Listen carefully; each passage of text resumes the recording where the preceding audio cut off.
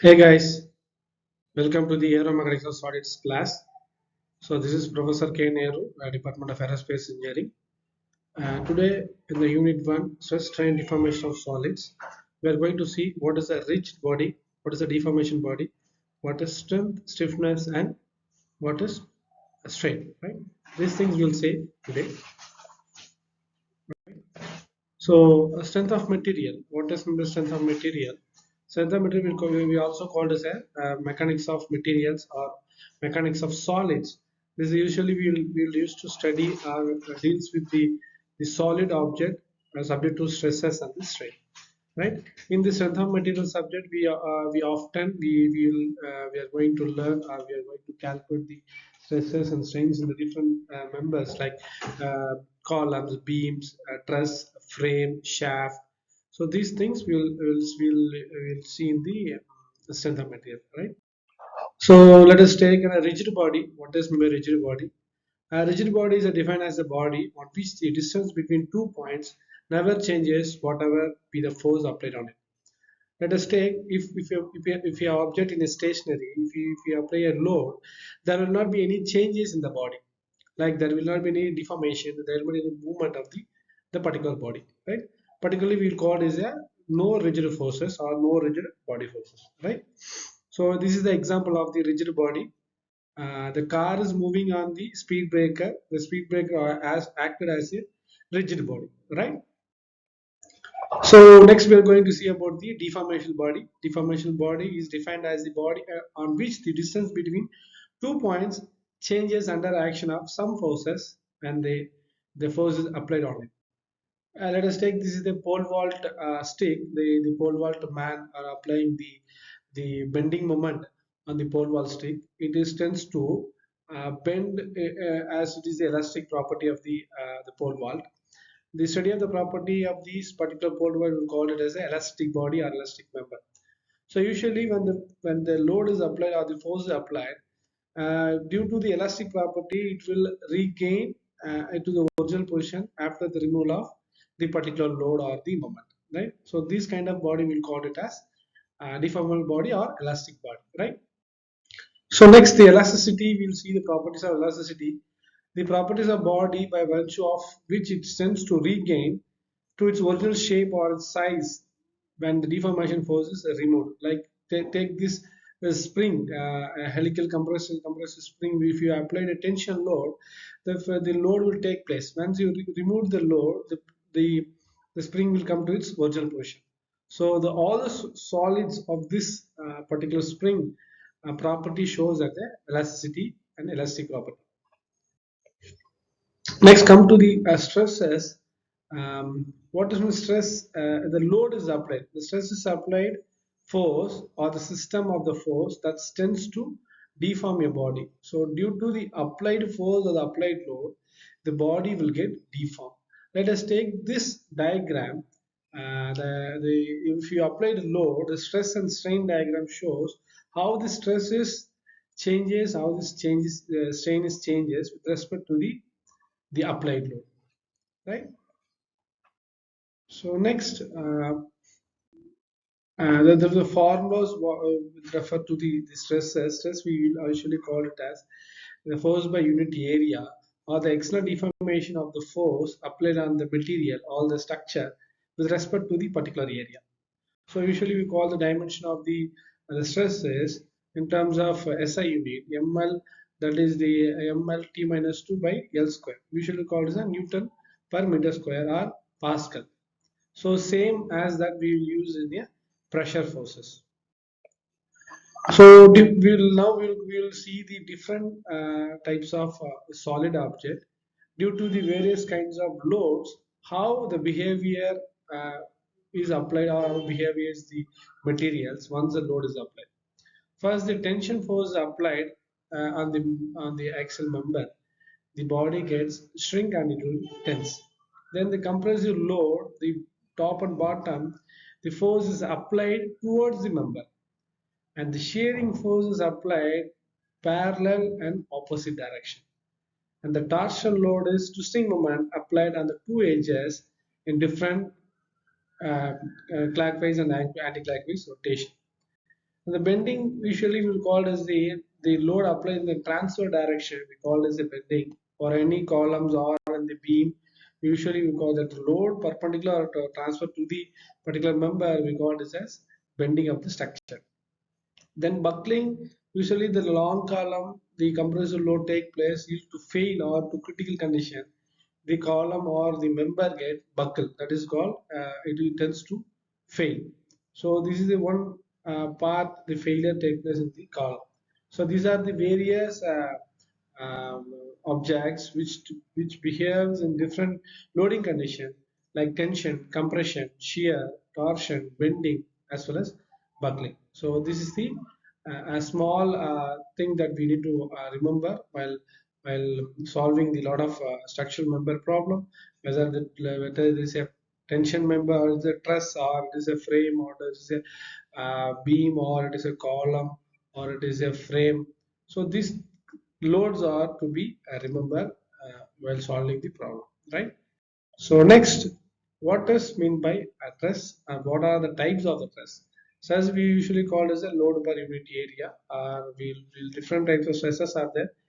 The stress developed in the body depends upon how the external forces are applied over it. The basics, the two types of stresses are this. One is normal stress and tangential stress. So in normal stress, the load will be applied in the normal direction, and the tangential stress, the load will be applied in the tangential direction. So let's go with the normal stresses. It is a diagram which representing the normal forces which is acting on top of the square block, and the force applied by the hand it is shown in the green color, and the area of the top surface we usually call as the area, and the actual compressive load is applied. So in the normal direction, the block is applied by the compressive force. And coming to see this second diagram, the blue color force is applied in the transfer direction on the particular area. It is shearing the area and it is called shear stress. And stress strain, the change in dimension, actual length to the original length, we call this as shear strain. So stress we usually call as a sigma is equal to P by A, where sigma is the normal stress and P is the axial force, and the A is cross-section area of this particular member. So this is the normal stresses. Again, we are classified into two things, two types. One is tensile stress and the compressive stress. So normal stress is classified into two stresses. One is tensile stress and one is compressive stress. Right. So coming to this tensile stress, it is a stress strains leading to expansion. That is, the length of the metal tends to increase in the tensile direction. Let us take a small bit of iron rod which is fixing the UTM machine, that is universal testing machine, and we apply the tensile load. The member will get the tensile stress on the member, right?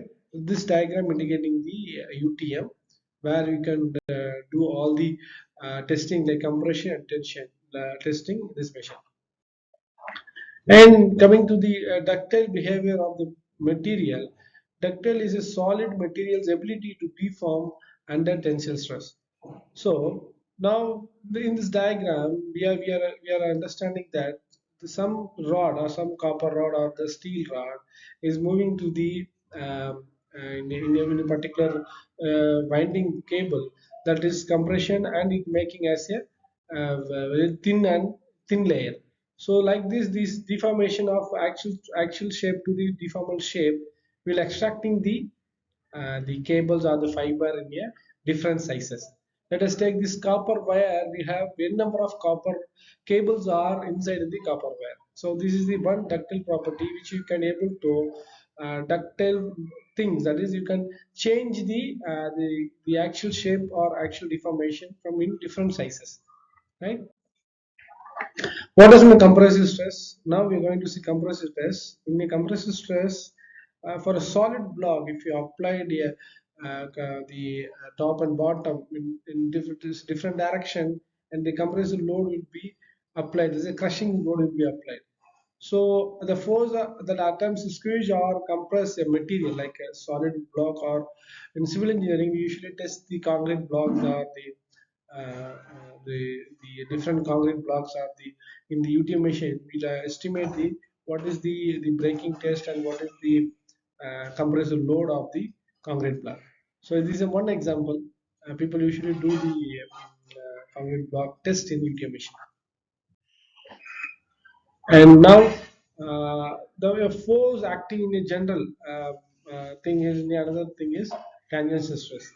So the force acting in a general horizontal direction, especially for a force that produces mounting, folding, and overall thrusting, we call it as tangential stress.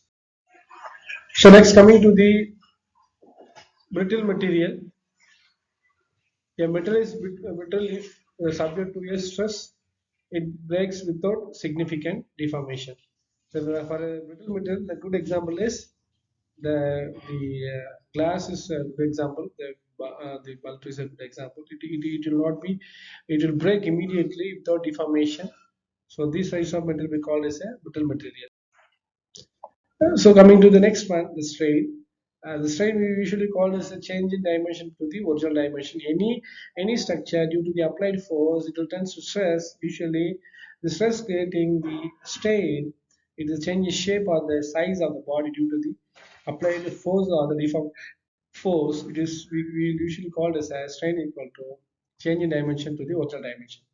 Change is non-dimensional as it has no units. So coming to the types of the strain, since the deformation forces can produce three types of deformation, there is change in length, change in volume, and change in shape. In this body, we will call categories into three. One is the longitudinal strain, volumetric strain, and shear strain. Right? So due to the change in volume, we call this a volumetric strain. Due to the strain or change in original length in the longitudinal axis, we call this a longitudinal strain. And due to the shearing load or shearing dimension change, we call this a shearing strain. So coming to the longitudinal strain, it is when the load is applied in the longitudinal direction or in the long axis or in the length of the material. Longitudinal strain we call it change in length by to the original length. So the actual length of the material is there like 10 meter. If the change in length will be the 0.5 centimeter, then the change in length to the original length we call as a longitudinal strain. Next, we'll call it as the volumetric strain. When the deformation force produce change in volume. Let us take x, y, z direction. All the three axes it has some volume, even length, width, and the thickness. So the volumetric strain we call it as change in volume to the original volume. So delta of volume is change of volume due to applied load, either compression or tension, and the original volume is before applying the loads. So shearing strain we call it is when the deformation force produces change in shape of the body. It is measured by the angle theta in radian, through which the line originally perpendicular to the fixed face in turn due to the applied load of load in the direction of tangential forces. So shearing strain theta will be we call it as tan inverse of delta x by L. So how much the area the theta is deflected with respect to applied force of the area A, and the distance will be deflection distance will be delta x. So we call this a tan inverse of delta x by the actual length of the L. So now we are going to end up this uh, um, class. We used to test our ability. The one thing is the assessment pattern. We'll have the quiz with respect to the MCQ. Now these are the three questions you can answer in my comments. The ability of the resist supply the load is what we call it as. Just get the answer from the option A, B, C. And the force required to produce unit deflection is called it as. We will get the answer from this options A, B, C. The isotopic material as strength or the stiffness.